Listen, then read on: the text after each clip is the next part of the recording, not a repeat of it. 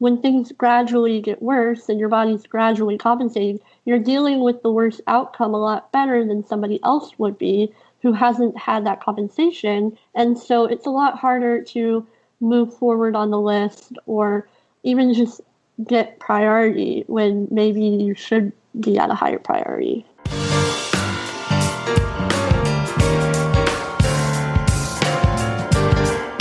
Welcome to Heart to Heart with Anna. I am Anna Jaworski and the host of your program. For those of you who do not know me, I am the mother of a single ventricle adult heart warrior. Alexander is now 26 years old and he's doing very well. He is my inspiration and the reason I am the host of your program. Today's show is entitled Still Waiting for a Heart, and our guest is Lorrie Hill. My loyal listeners will remember Lorrie from last year when she appeared on the program to talk about her need for a new heart. Lorrie Hill grew up in Texas, mostly Houston and Dallas. She was born with a single ventricle heart and has had 3 open heart surgeries in her 24 years, including a pulmonary artery band and a bidirectional Glenn shunt. She was listed for a heart transplant on February 24th, 2020. Since her last appearance on our program, she graduated with honors from her undergraduate university and moved to Houston to be closer to Texas Children's Hospital, where she will receive her transplant. While in Houston, waiting for her heart, she is also working on her Master's of Public Health Epidemiology graduate degree to help pass the time. Like, she doesn't have enough stuff going on. She's also a volunteer for Hearts Unite the Globe and helps us with script writing and with transcripts. It's so wonderful to have you back on the program, Lorrie. Welcome back to Heart with Anna. Thanks for having me. I'm happy to talk to you, sweetie. I always enjoy talking to you and working with you. And here we are. I cannot believe it was February since the last time you were on the program. When you were on the program before, it was pre-COVID-19. So for those listeners who haven't had a chance to listen to that episode, can you briefly tell us a little bit more about your heart defect, the 3 surgeries you've had, and why you're on the transplant list? Yeah, of course. So I was born with right dominant complete atrioventricular canal defect, along with double outlet right ventricle. My heart is a single ventricle. It's committed to the right side. And growing up, my parents and doctors, we all played a lot of games of wait and see. So I didn't actually have my first surgery until I was almost 2. And the surgeon went in planning to do a full biventricular repair. And unfortunately, he was not able to do that because my common valve attaches all over the place. And so instead, he just placed a PA band, and we waited and see how long that would last. For me, that actually lasted about 13 years. That's amazing. Isn't that amazing that it lasted that long? Yeah. It's still in there. It's still working. But when I was 14, I had the Glenn shunt to just help bring back my saturations. They were getting a little low. Right. And so that one also got me through about 6 years, and that was pretty good. And I felt quite a bit better after the Glenn. Mm-hmm. And then I was able to graduate from high school, and I went to college. And I went to a very large state university in Texas. And I was walking about 3 to 5 miles a day, and my heart was just not keeping up. And so between my sophomore and junior years, I had my 3rd open heart surgery. Going into the surgery, my surgeon had about 3 to 4 plans that he might try, and he was hopeful they would work. Mm-hmm. Unfortunately, none of them were possible, so he kind of threw a few stitches in my common valve to try to reduce some of the regurgitation and close me back up. In the long run, it didn't really do a whole lot. But it did help me out for 3 years, and in August of 2019, I was referred to transplant. The main reasons that I've been listed for transplant is because of oxygen desaturations. I sit around 80, and I'll go as low as the 50s when I'm up moving around. Also, my heart muscle has slight problems contracting and relaxing all the way, so that's also causing some issues. It's surprising to talk to a single ventricle heart warrior who hasn't had the Fontan. I've actually had a few people, those of you who are loyal listeners have heard Kathy Ware talk on my program and Laura Ryan. They stand out in my mind as two ladies who, like you, Lorrie, have single ventricle hearts but have not had the Fontan operation. Was a Fontan too risky for them to do when they went in that third time? Yeah, for the most part. And also, for me, they would have had to replace the whole common valve that I have, but they don't have any mechanical or prosthetic valves that are that large. Or they would have had to put in two smaller valves, but two of them wouldn't have fit correctly, and it was just a mess. So it would have been a rough outcome for the Fontan, so they decided that was not the best option. Okay, so now you're being listed for a heart transplant. And when you were on the program last year, you talked to us about how the days on the list are counted. So can you tell us how many days you've been on the list now and whether or not you've moved up or down on the list? Yeah, so just to give listeners perspective, we're recording this on December 30th of 2020. And as of today, I have been on the list for 309 days. I've accrued time, so I have moved up within status 4. I'm still listed as status 4. My team and I spent a lot of the fall trying to get me bumped up to status 3, and we learned recently that your nose would not accept the appeal to do that. So I am still at status 4, and the wait just keeps rolling along at this point. What amazes me is that you have since completed your first year of graduate school where you earned very good grades, top grades, right? Yes. All A's. How are you doing that when you have such low saturation levels?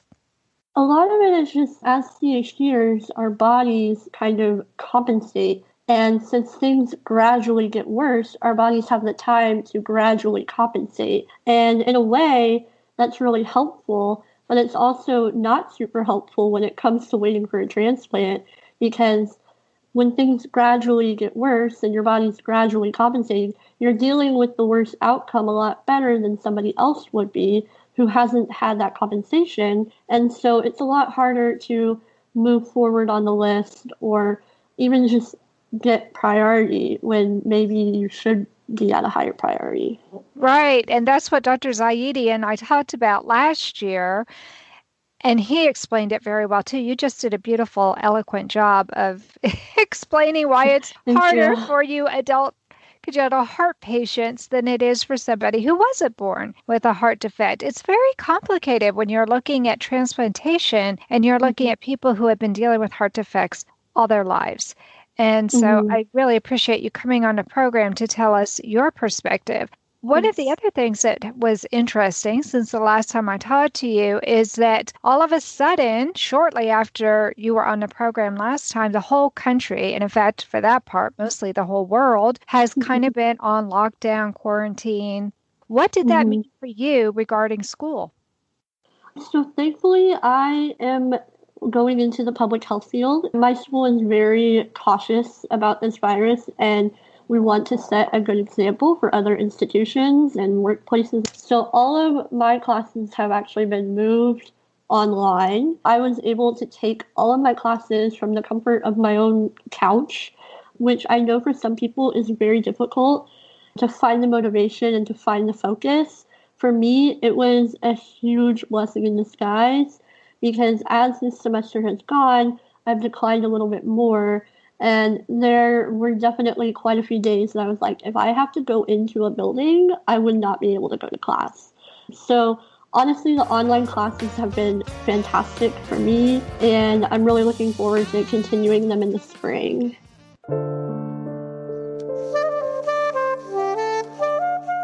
Heart to Heart with Anna is a presentation of Hearts Unite the Globe and is part of the Hug Podcast Network.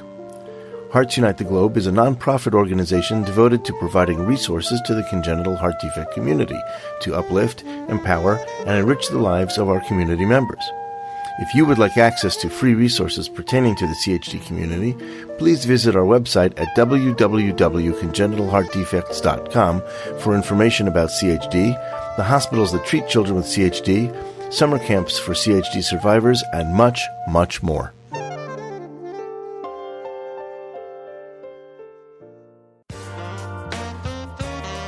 You are listening to Heart with Anna. If you have a question or comment that you would like addressed on our show, please send an email to Anna Jaworski at anna@hearttoheartwithanna.com. That's anna@hearttoheartwithanna.com. Now, back to Heart with Anna. In segment 1, we brought everyone up to speed on your congenital heart defect and transplant listing for those who have not listened to the season 15 show. Lorrie, now can you tell me about what you've been up to since then? We already covered that you started grad school, but I know that there have been some other changes too. So tell us what you've been up to. Yeah, so obviously in order to start grad school, I graduated undergrad, like we said in the bio, back in May. And I finished an internship in that time frame before graduating, and it was almost like I went away for spring break, and then I didn't really go back. And so that was an interesting time trying to figure out work I could do to keep on track. But I graduated, so that's all that matters at that point.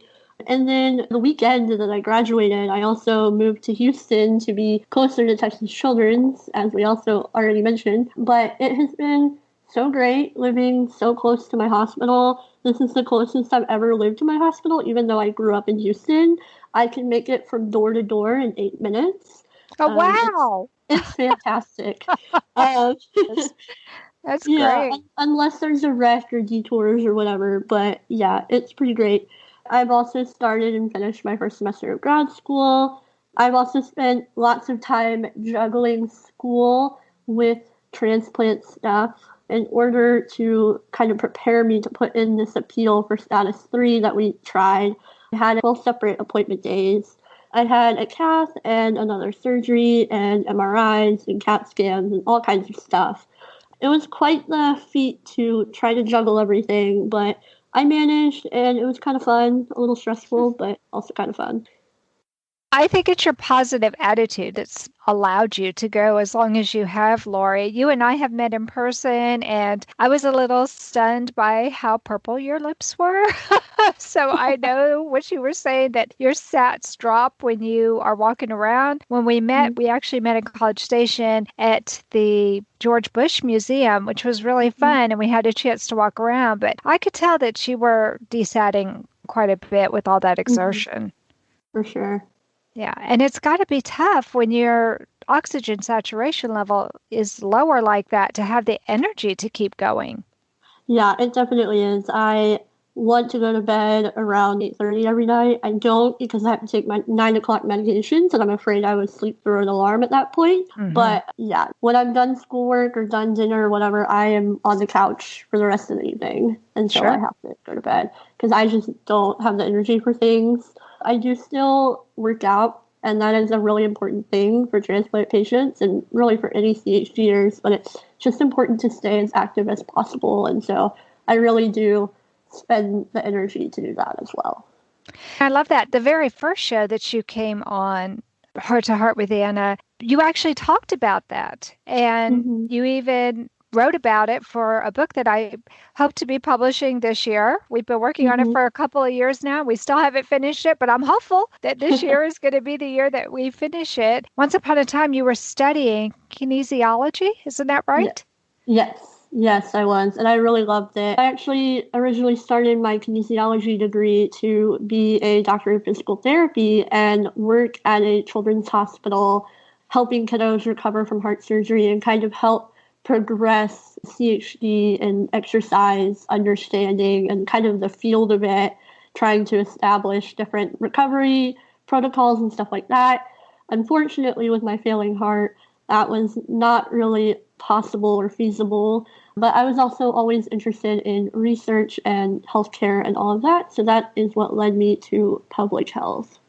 It's been interesting to follow your college career path because it has made a few changes, but you changed to epidemiology right before the pandemic hit. And I remember talking to you at that time how fascinating it was for you that what you were studying in school, we were seeing play out on a worldwide platform. Yeah, and actually I wasn't quite studying it then, but I was getting ready to. And it was just really exciting because as I went through classes this semester, I was in epidemiology classes, and We had journal clubs over COVID papers. It was really neat to see, for sure. That is so fascinating. You and I have talked so much, Lorrie, because I love it that you're a volunteer and we get a chance to meet when we're not even on the air. And during one of the times that we were meeting and talking, you told me a little bit about what happened to you when you went to Galveston. What was it like being on quote unquote spring break and then pretty much not going back to school? What was that like for you? It was a wild day. I was down there with my roommates and we were hanging out with some family friends. There was a group of about 25 of us, which is just mind-boggling now. And we were all just hanging out at the beach, having a really great time. In the middle of the day, about every half hour, somebody else's school would be canceled or delayed. And we had about 5 different schools represented, so it was wild. After spring break, we went back to College Station, but we didn't really do anything. I kind of sat in my apartment there for, thankfully it was only like 2 months because I graduated in early May, but it was still a wild thing to try to figure out what to do when you didn't really have anything to do. And a lot of people experience the same thing. It's really hard to go from doing everything all over the place to being told, oh, you probably shouldn't leave your house, and trying to figure out ways to entertain yourself or get things done at home. Right. Were you concerned that maybe you wouldn't graduate? In a way, yes, but thankfully in my last internship, I was working in an exercise physiology lab, actually. And so the lab kind of had to shut down too. Mm-hmm. And so they sent me data entry stuff to do occasionally. And they were like, don't worry about it. You're going to graduate. It'll be fine. Like, so thankfully, I had really great professors and mentors that I was working with. But it was scary for other people I know who weren't in my same situation. Sure. This whole COVID year has just really made things very challenging for a lot of people, especially for students. And I'm sure everybody is looking forward to when life is going to seem more back to normal. Mm-hmm. But let's talk about what your plans are regarding transplant, because you and I have had a chance to talk a little bit, and I know that you might end up doing something a little bit more dramatic just to see if you can get moved up on the list. Can you talk to us about that? Yeah, so it wouldn't be solely to be moved up on the list, but I'm getting to the point in this transplant process where we are pretty much out of quote unquote easy options to try, being that pretty much just different medications and stuff. One of my issues is I have really low blood pressure, and a lot of these heart failure meds, one of the side effects is it lowers blood pressure because it takes pressure off the heart. But when you already have low blood pressure, that's not super good to do. So one of the things we talked about when we figured out that going at status 3 while I was outpatient would not work is figuring out something we could do inpatient at some point. And so at some point in the near future, maybe the next couple months, I might be admitted to start a medication called milrinone, which is a continuous IV medication that helps your heart contract and relax better. And when you're on a continuous IV medication, you have to be in the hospital, and per UNOS, you will get moved up to the status 3 once that happens. Galveston is my family's vacation spot, so we actually went to Galveston again for Christmas, and I actually got a little bit better, maybe slightly. It might just be a morale boost, still writing it out to see what it is, but I'm feeling slightly better than I did before, and so we're just kind of playing this by ear, knowing that going inpatient and starting this medication is an option, but not knowing for sure when that'll happen or when I feel comfortable doing it. There's a lot of pros and cons to weigh out. It's another medication that'll impact blood pressure, so other meds will have to be adjusted. And then also, in these COVID times that are unusual to other times, the visitation policies are very restricted. Thankfully, I go to a children's hospital, so they allow 2 caregivers to be registered to you to come visit when they want to. I think they have to be in 24-hour shifts, but that is a pro. But I can't have any other friends or siblings or anyone else come and visit me.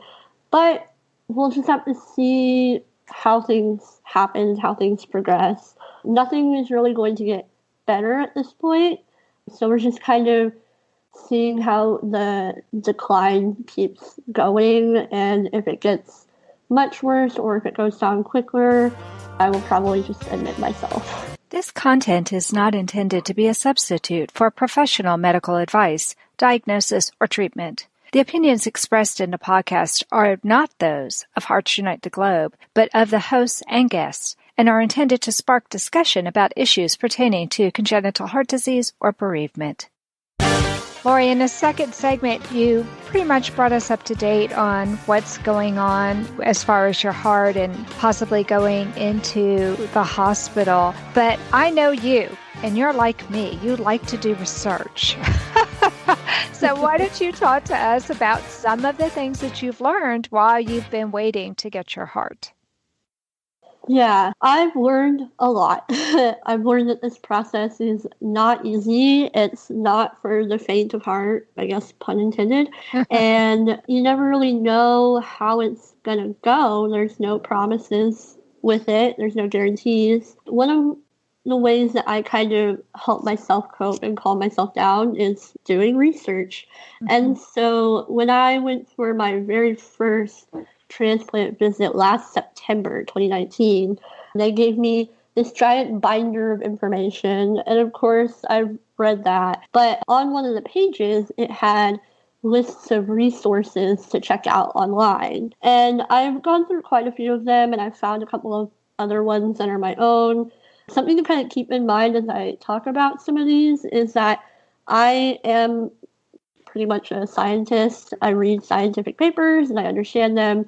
And so some of these things might not be appropriate for everybody, but I try to throw in resources that I think anybody could benefit from. I don't want anybody to have to worry if you're driving right now or if you're exercising. I don't want you to have to worry about stopping and picking up a pen and writing this down. Lorrie has been kind enough to tell me she's going to share her notes with me, and it will all be in the show notes. And the show notes are the description of the show. So don't worry about taking notes. You can just enjoy Lorrie telling you about what she's learned. And then if you want to learn more, you can just click away in our show notes. So the first ones are great resources for potential recipients, donor families, and just the general public. DonateLife.net is really great for general information, and it's the organization that does a lot of the registering donors. When you go to a DMV and you check the I want to be a donor box on your license, it sends that information to Donate Life, and they're the ones that handle the main registry of donors. And then another great one that I found is called transplantliving.org, and this one has more in-depth information. It's very understandable. I really like how this website is set up, and they just have a lot of great educational tools. If you want to learn about the transplant process, it's not just heart transplant. You kind of have to navigate around to see different organs and things like that. But they have information anywhere from the general public who just wants to see what it's about to people who are waiting. They have statistics on the different people waiting and what the wait could be like and things like that. If you're like me and you're into more of the nitty-gritty stuff, the U.S. Department of Health and Human Services runs an organ procurement and transplantation network. The website is optn.transplant.hrsa.gov. A lot of this website is geared more towards the transplantation professionals, so your teams, your doctors, your nurses. But they do have a lot of transplant education tools under the Learn tab. If you click on that, they have lots of different options. You can learn about how different organs are transplanted and some of the matching requirements. One of the tools that I have found really helpful or even just really fun to play around with for me is their data.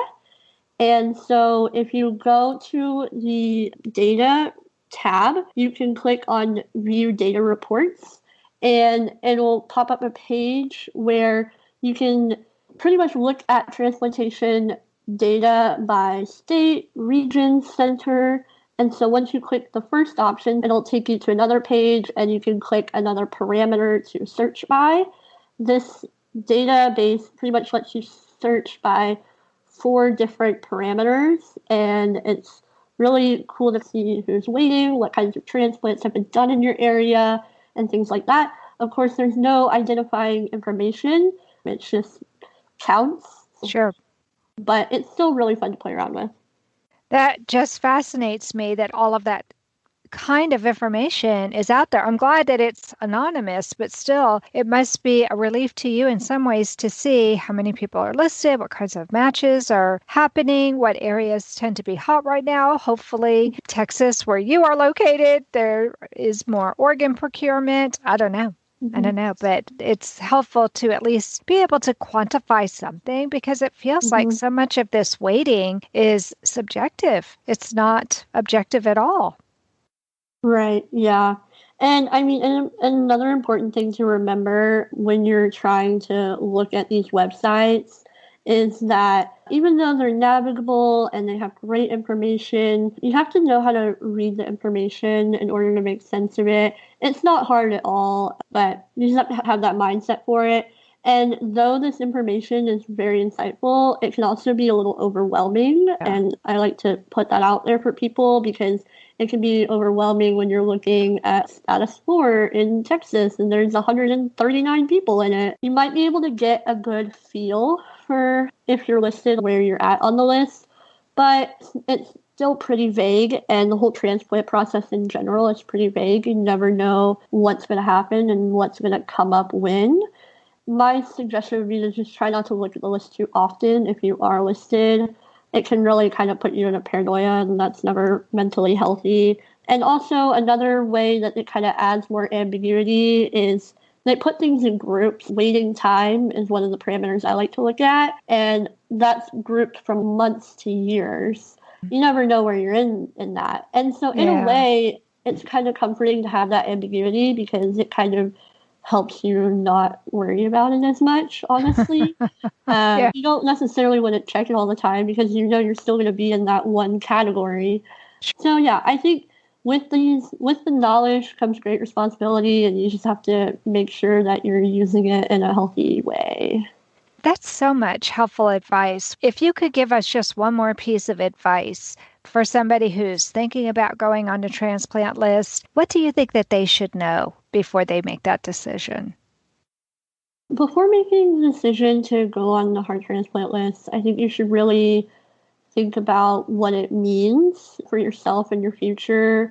Know that transplant is not a cure. It is switching one disease for another disease. There can be complications after the surgery quite often. There can be complications down the road. The average heart lasts about 10 to 15 years at this point. It's getting better, but it's not quite there. And you just have to think about if you want to take all the medications that are required and do all the follow-up work and really have the energy and the gumption to take care of that organ that you've been gifted. Yeah, I think that's really, really good advice. Have the doctors offered you any kind of mechanical support, like a ventricular assist device? Or since you're a single ventricle heart patient, is something like that just not even an option for you? Doctors are putting ventricular assist devices in single ventricles more and more. It's becoming more commonplace. For me, unfortunately, it's not really an option, because just like what has caused me to not be a Fontan candidate, I have the common valve that's just connected all over the place, and it's really leaky.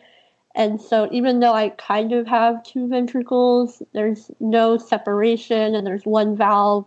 So at this point, I have not had the subject of an assist device brought up to me. Thinking logically, I'm not 100% sure if it would be an option, but for other single ventricles, I know it has been an option.